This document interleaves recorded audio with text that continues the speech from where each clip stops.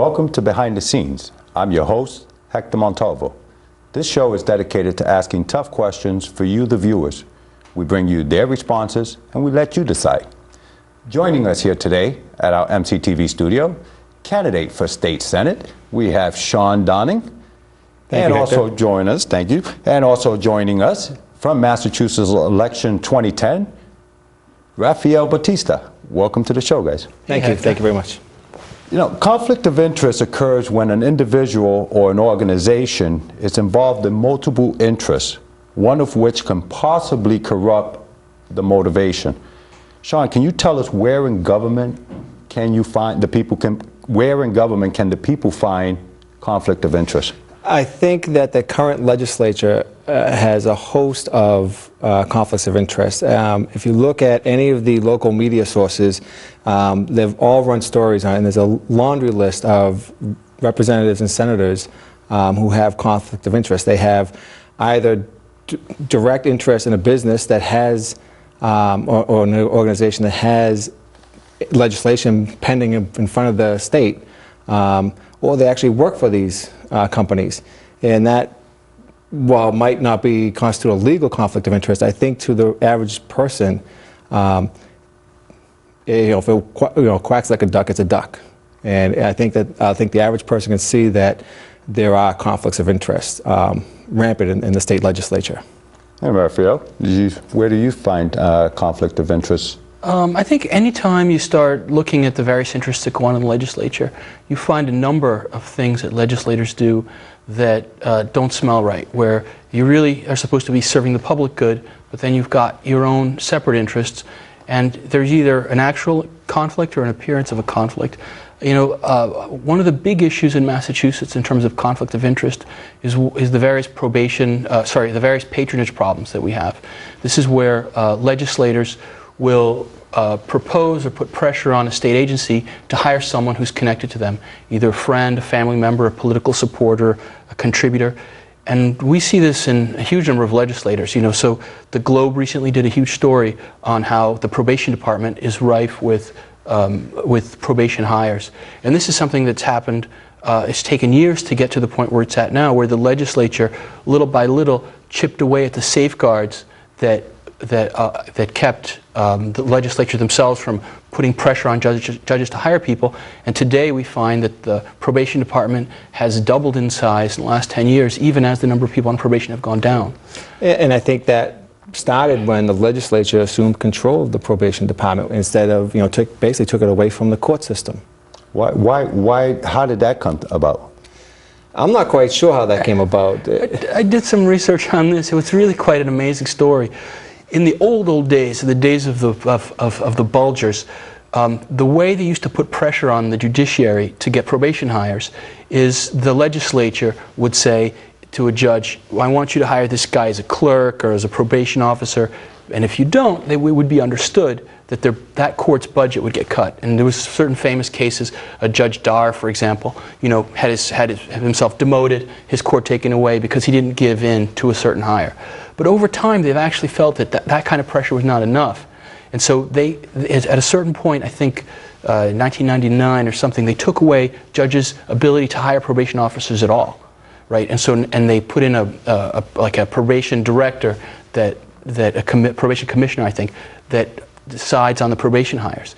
And then what judges started to do is move money around the court system to take money that the legislature had given to probation for this patronage problem and put it in other parts of the court system. And then in 2005, the legislature actually took the judge's power away to move that money out of probation. So in other words, what the money the legislature puts in the probation department for these patronage hires has to stay there. And even now, after the Globe had this huge expose and legislators have come out, especially in the Judiciary Committee, saying that they fixed the problem, one of the key things they didn't do is they did not give judges the ability to move money. Right, they didn't restore the power back to the judges. No, not at all. And I think that one of the major problems too is the attitude on Beacon Hill about this. I mean, when Tim Cahill comes out and says, well, it happens in government. Well, yeah, Tim, it might happen in government, but it shouldn't happen in government, and that's the problem.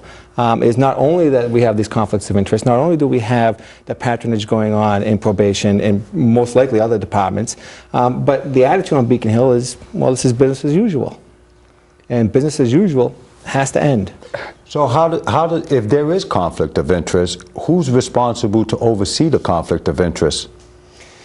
Is there an agency? Is there a specific agency that people can report? Yes, there is an ethics board. However, the rules of ethics are set forward by the legislature. So basically, they're the ones who are defining what is and what is not a conflict of interest. And they're almost self-policing, or actually aren't self-policing.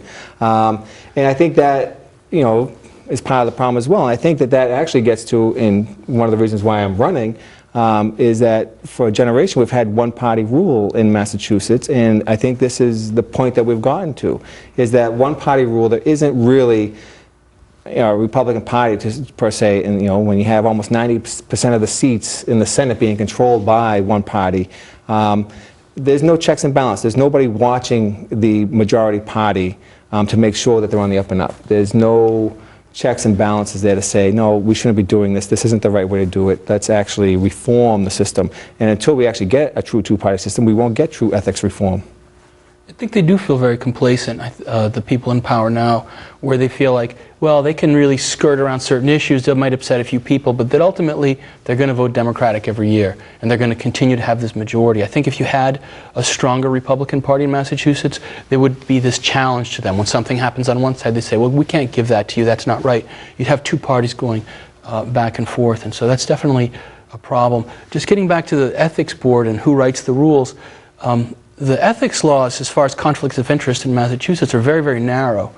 So in order for that to be a conflict of interest according to our laws, it has to be extremely specific. So if a legislator votes on a law to get the state to, say, buy a piece of property that they personally own, that would be a conflict of interest under state law.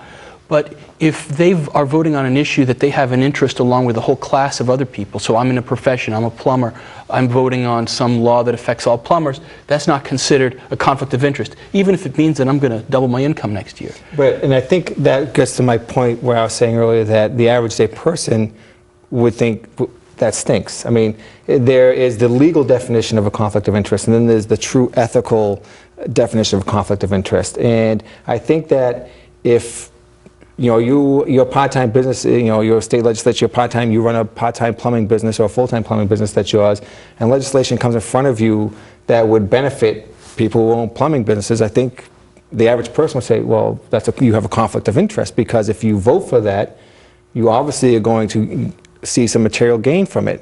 Whether or not it specifically targets you, or whether it's a class of people, the mere fact is you're part of that class of people, and therefore you benefit from it. I mean, there's a huge one, in my opinion, that's been going on for years in the Judiciary Committee, which is there are a number of very popular laws to reform family court. So there's a law for shared parenting, and there's even more egregious a law for alimony reform, where our alimony statute right now is a bonanza for lawyers. There's no limit on the amount of time. The law is very vague, and people who end up in an alimony action end up having to go through very expensive litigation, and they have to litigate it the rest of their lives. And I think it's... So what you're talking about, there was, in the House, there was House Bill 1785, which was aimed at putting more guidelines on it, not just leaving it up to a judge's discretion. I think because that's where attorneys, can make a lot of their money, is because the judges have a lot of leeway and a lot of discretion on how they rule. The attorneys can keep going back and try to get the alimony divorce proceedings reworked. And so I think House Bill 1785 was designed to put guidelines on, to actually reform that, to actually make it much more narrow and more constrained. Yeah, I mean, and judges are asking for those guidelines. I mean, judges are saying, I'm getting lawyers coming here day after day arguing things back and forth because there is a lot of leeway. But now this is not good for the state. The state's paying a huge amount of money. 30% of the cases are alimony cases, as I understand it. And these things are going on for years. And so who's benefiting? Divorce lawyers. And so for years there have been efforts to reform it. This year we again had Bill H. 1785, 70 legislative co-sponsors, a huge amount of support in the press and in the public. And yet for another year, they managed to delay it, get the clock to run out, and it didn't pass. And if you look at it, the Judiciary Committee consists almost completely of lawyers, right? The head of the Judiciary Committee, Cynthia Cream, is a practicing divorce attorney. You know, and so who you have actually introduced her own Senate bill in response to House Bill 1785, Senate Bill 1616, which doesn't provide for any guidelines for the judges. All it does is allows the judges then to put a duration on the amount of the time of alimony payments. So, to me, and I think maybe to the average person, that smells like a conflict of interest. Here was a bill coming through the House which had a lot of support in the legislature, in the media, in the general public, to put these guidelines in place, which actually would negatively impact divorce attorneys' income. Right. And here is you have a senator who's a divorce attorney, who's the head of the Judiciary Committee, say, well, I'm going to introduce my own bill. And so now that there are two separate bills, that starts a legislative process and delays. And this legislative session seems to have killed it. Yeah, no, I think it probably will not come out this year. I think they ran the clock out. I mean, another interesting thing is, of course, they set up a task force to study the bill, the idea being that they would study it and come out with a recommendation everyone could agree on. But that task force, out of 9 people, 8 were lawyers. You know, how many were divorce attorneys? and several were divorce attorneys. You know, and so it's no surprise that in the entire legislative session they managed to only hold 3 meetings, right? And now they're saying, oh, we ran out of time, we're very sorry. Well, that means 2 more years of those guys going back to the sauce mill, you know, at the expense of the state, at the expense of the public. And Cynthia Cream would say it's not a conflict of interest, and she's right. According to our very narrow state law definition, it's not. And but that's to the average person, the legal versus the ethical definition of a conflict of interest. The average person, that's a conflict of interest. It's clear that she actually, although not specifically, because the law does affect the class that she belongs to, the divorce attorneys, but she specifically would gain by not having House Bill 1785 passed. And it's interesting that the laws were designed to be understood by the average voter. And if you have attorneys writing these particular laws, isn't that a conflict of interest? There's a lot of legalese that goes into writing laws, but again, it goes to defense attorneys, passing on laws like Representative Fagan. And trying to protect children from predators, and there he is up in open legislation saying he's going to basically ruin a young girl's life. You're a defense attorney, and of course he needs to be able to defend. There's zealous representation, and then there's representation that might go a little overboard when you actually try to affect the outcome of a young girl's life, or a young child in general. And again, there's a conflict of interest. You have defense attorneys sitting, passing laws that affect their clients. And again, yeah, no, I mean, that was another. We did manage to get, Melanie's law and Jessica's law passed in Massachusetts. Watered down, though. Watered down, and it took many years. And what really got those laws passed is that, in fact, people had to get injured before it would happen. So defense attorneys in the case of Melanie's law, right, no defense attorney wants to have mandatory minimums on sentences, because one of the main things a defense attorney does is bargain down a sentence, go to a judge and, plea bargain. Which can continue to happen even though the client's already been sentenced. Right. The attorney can still go in and argue for reducing the sentence. But if there's a mandatory minimum, they can't, so it's an avenue of profit for them. And so they delayed and delayed that bill. Key legislators, in this case the House Chair of Judiciary, Eugene O'Flaherty, he blocked that bill for years, until there were several high-profile accidents, a young woman who was pregnant, a guy who had like 4 DWIs, slammed into her SUV, she lost her baby. That was the type of thing that finally got them to move that out of committee. The same thing with Jessica's law was another law, mandatory minimums for child predators. You figure you rape a child, you go to jail for, I don't know what it is. I think 10 years is a good minimum. But yeah, that'd be because ideally, that has the highest recidivism rate, child predators. And so you don't necessarily want to lock these guys up for 2 years, 3 years, and let them back on the street. because you're endangering the public, you're endangering children. I mean, that's exactly what happened in Massachusetts. While that law was in consideration, there was a guy named Corey Saunders. You know, the psychologist had pleaded with the judge, you know, you can't let this guy out. But the judge said, look, we have to. The sentence is up. You know, he plea bargained for this, you know, he's out. And that guy went right out, found a kid in the library, abused that child, you know, and that's the type of thing that got the legislature to move. But it shouldn't come to that, right? It should not be defense attorneys holding our legislative process hostage on a conflict of interest basis. You know, people have to be aware of these things, and we have to call our legislators on it, you know, that it's not enough for them to say, oh, it's not in this narrow legal definition a conflict of interest. They have to recuse themselves if they're in that category, if it affects their business, whether it's a real conflict of interest or just the appearance of one. People have to have confidence in our legislature, and so they need to sort of have the wisdom to step back and say. And that's just it, is that it's not even so much as a conflict of interest. If you have the appearance of a conflict of interest, anyone in government, you know, not even just legislatures, anyone in the executive, judiciary branch should recuse themselves. They should basically just say, look, you know, I may not actually have a conflict of interest here, but there may be an apparent one, and so instead of going to the ethics board for a potential review of it and holding up the legislative process, the individual could just recuse themselves. So Right. what's the answer? Is it, should the voters not elect lawyers, and this will stop conflict of interest, or should we prevent lawyers from serving on two branches of government, executive branch and judiciary branch? Well, as far as I know, I mean, at least for the federal government, you know, I don't know if it actually goes for the state government, but you're generally not allowed to serve in two branches of government. But of course, Well, if the Constitution says that, right. but if history you're, shows if you're a that it state doesn't. legislature and you're a lawyer, you know, potentially, you know, you could be an officer of the court.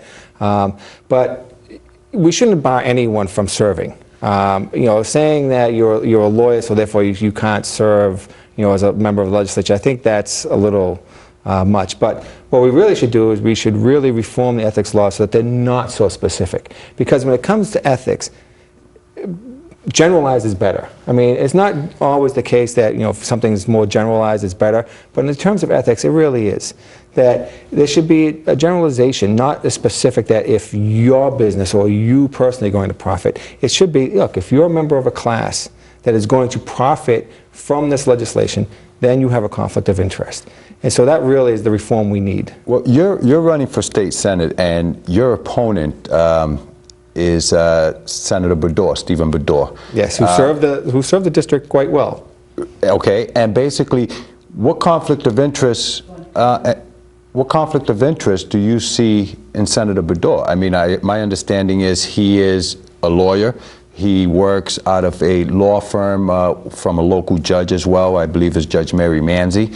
How is that not a conflict of interest? He's passing bills. Well, I think there's one very specific one that's at least an appearance of a conflict of interest, which is I believe his wife works at the probation department.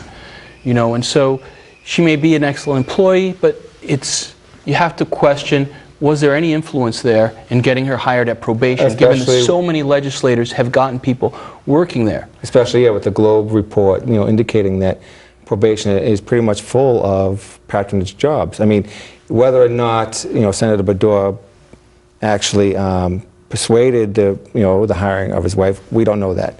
But again, it stinks. We don't, you know, given everything that's occurred, we can never be sure whether he did or he did not influence the hiring of his wife.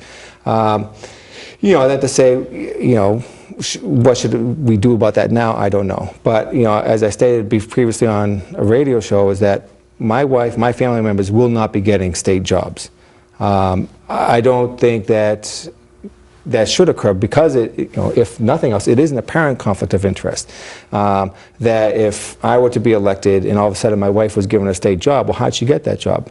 Because prior to my election, she wasn't looking for a state job. The thing, too, legislators have to be smart about this when you have a close family member working for a state agency, is that even if the legislator themselves didn't influence their family member to get a job in that state agency, it does create now a conflict of interest where that legislator is going to be voting on budgets, and they're going to have to make decisions between giving money to one agency or another. And if you've got some agencies larded over with relatives and supporters of certain legislators, you know, then that's going to influence how they apportion the Right. budget. And one thing we see now with our taxes, they've cut the taxes to local aid, to the municipalities, but they have not cut it to certain key agencies that have a lot of patronage Like hires. probation. Like probation, right?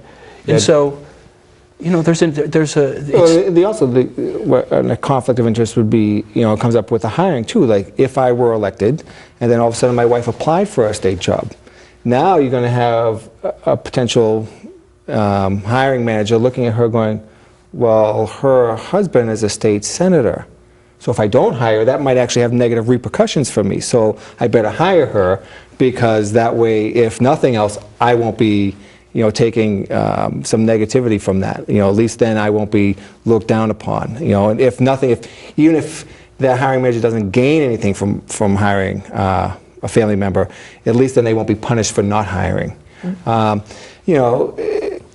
So I guess, but Senator Baddour has an apparent conflict of interest, if not an outright one, with his wife working in probation, but also too, as the papers have been publishing, with his charity.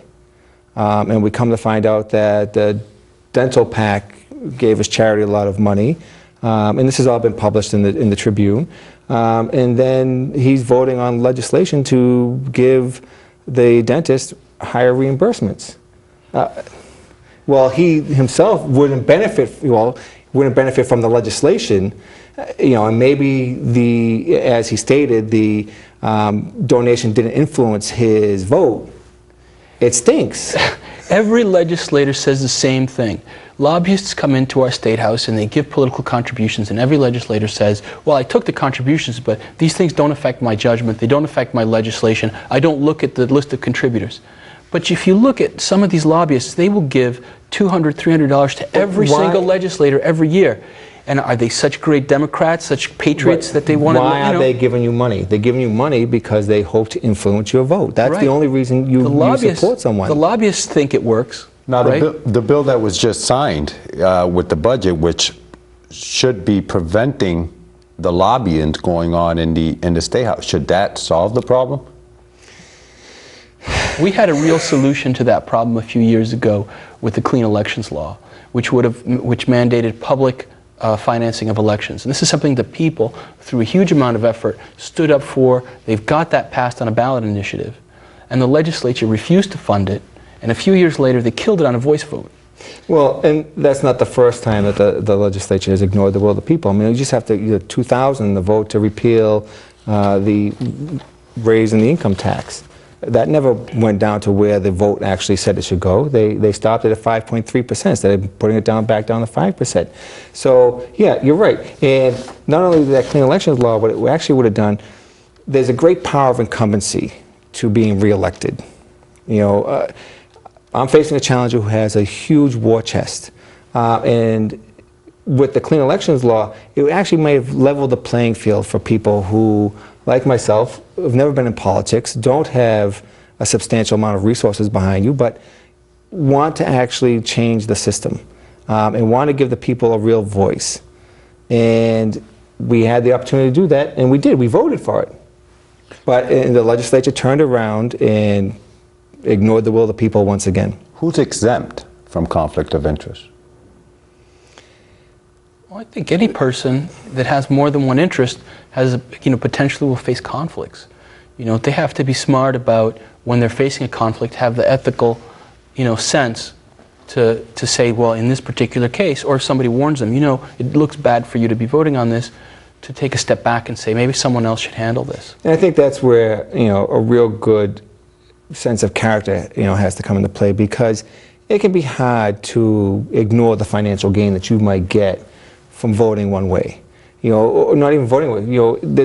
We always have these conflicts in us about, if I do this, I'll get this amount of money, but I might upset somebody over here. And so those always exist within us, but it takes character, to say, I do have a conflict of interest here, and if nothing else, to report it. I mean, conflicts of interest that might be apparent, they might not be real, though they, one people might think it's not a conflict. But if you're open about it, if you can state up front, look, these are my interests, these are the things that I have that might be an apparent conflict, then someone else might be able to say, yeah, that is a conflict of interest, and maybe you should sit this out. So if nothing else, if it were open, and they really reported it, then other people might actually make real determinations as to whether it's a conflict of interest, as opposed to allowing the individual to make that decision for themselves. And if you're elected as the next state senate, what can people expect from you? Well, one, they can expect an open meeting system. They can expect that no matter what I am doing as a state senator, they'll know about it. Any meeting the minutes will go up on my website. The list of attendees will be there. They can, they'll get a representative in the state senate that actually listens to them and actually will carry out their will, won't ignore their votes, because the will of the people supersedes that of the legislature, supersedes that of the judiciary and the executive branch. We live in a representative democracy, but when the people do speak, their voice needs to be listened to. And if people wanted to donate to your campaign or wanted to support you in your campaign, where do they go? How do they find you? How do they get in touch with you? The easiest way would go to www.electshawndowning.com, or they can catch me on Facebook. But with the website, all the information is there. I actually have some of the issues up about reducing taxes, about restoring a balance in the two-party system, and also ending some of the perks that elected officials have. Not necessarily a conflict of interest, but Channel 5 did a story about legislatures being paid to travel to work, and that they can double dip. They can get reimbursed from that from two sources, from their campaign funds and from the actual government. That's all got to end. And Mr. Baptista, real quickly, if anybody out there wants to look at any of the articles or visit your website, how do they reach you? I think you just go to Massachusetts-election-2010.com. If you Google Massachusetts Election 2010, it'll be right there. And this is just a personal project that I felt that people should be better informed, more involved in elections this year. And so it's just a place that I've been trying to gather as much information as I can. I'd like candidates to come and log in, write their opinions, communicate with the public. And, I think that this year is especially important that people get involved. I want to thank you guys for coming in. I want to thank the staff at MCTV and the crew behind the scenes that brings you the pictures into your homes. Watch us next time as we go behind the scenes to ask the tough questions, bring you their responses, and we let you decide. Thank you for watching.